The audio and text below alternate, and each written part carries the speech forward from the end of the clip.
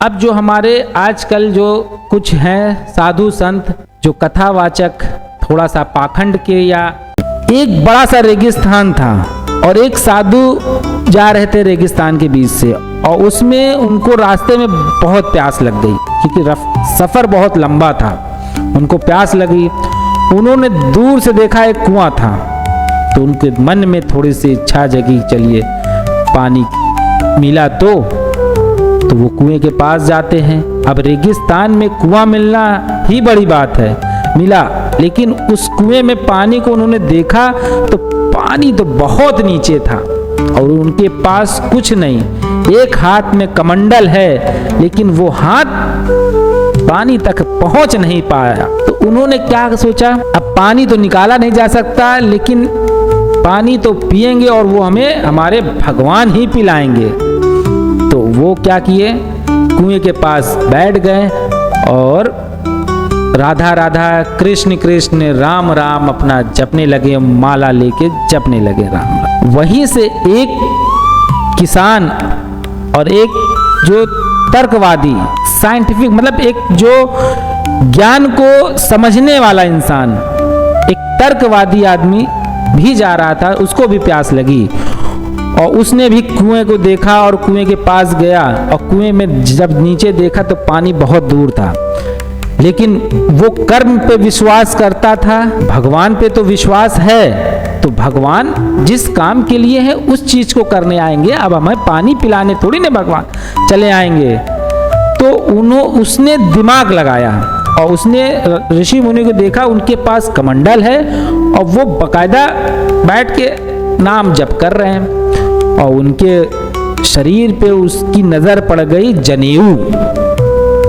तो उन्होंने उस जनेऊ को उसके साधु के शरीर से निकाला और उस जनेऊ को खोल के एक रस्सी बनाया और कमंडल को बांध के कुएं में डाला और पानी निकाला।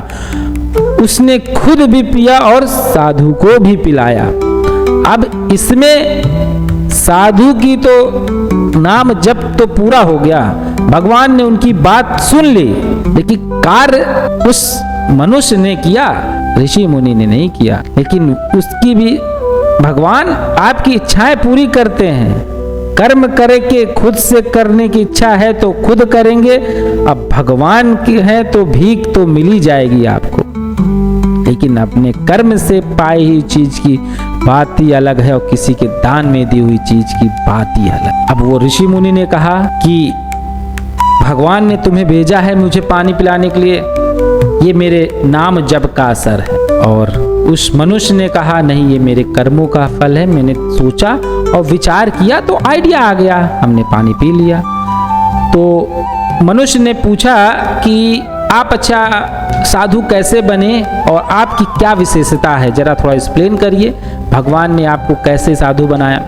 उन्होंने अपनी विशेषता एक्सप्लेन की कि मैं बचपन में बहुत मन लगा, मुझे भगवान में बहुत ज्ञान प्राप्ति हो गई, भगवान में बहुत मन लगने लगा। मेरे पिताजी के मैं इकलौता वारिस था, एक पुत्र था, और मेरी एक बीमार माँ और एक बहन थी घर में। पिताजी ने मुझे बहुत पढ़ाने की कोशिश की, वो चाहते थे कि मैं कुछ बन करके अपने परिवार के लिए कुछ कर सकूं, लेकिन मेरा मन तो भगवान में वीन था, क्योंकि मुझे तो भगवान से मिलने की इच्छा थी।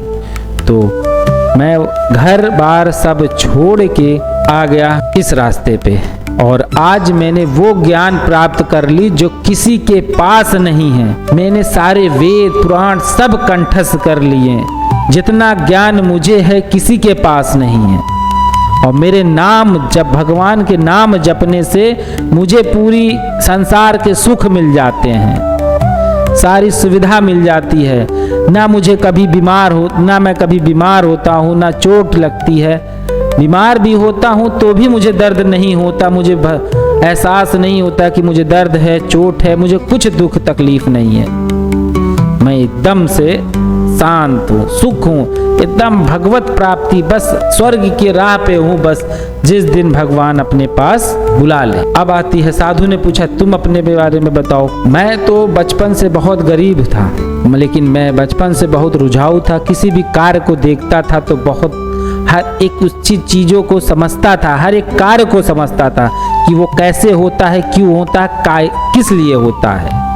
कोई भी चीज़ देखता, एक गाड़ी चल रही है तो क्यों चल रही है, पहिया चल रहा है तो क्यों चल रहा है, कुछ हो रहा है तो चिड़िया उड़ रही है क्यों उड़ रही है, पेड़ से पत्ता गिर रहा है तो नीचे क्यों, हर एक चीज़ के बारे में मैं सोचता था।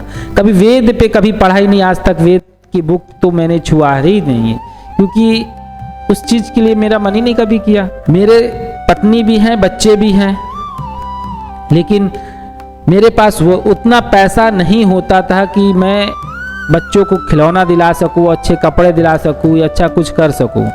जितने भी पैसे मैं कहीं से कमाता था अपने एक्सपेरिमेंट करने में, रिसर्च करने में खर्च कर देता था।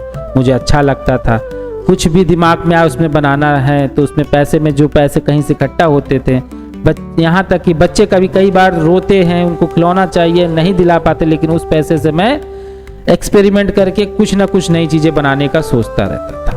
इसलिए मुझे दिमाग को इतना, और कई चीज़ें मैंने ऐसी बनाई हैं जो मेरे गांव वालों के लिए बहुत यूज़फुल है, आज बहुत काम आती है।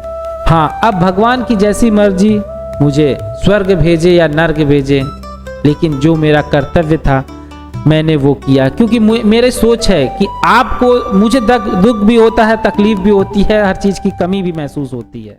चाइना, जापान कहाँ से कहाँ की टेक्नोलॉजी निकाल दी और हम नाम जप करने से स्वर्ग की प्राप्ति कर रहे हैं। अगर स्वर्ग में ही जाना होता तो भगवान धरती पे भेजते काहे, वहीं स्वर्ग में ही बैठाए रहते ना।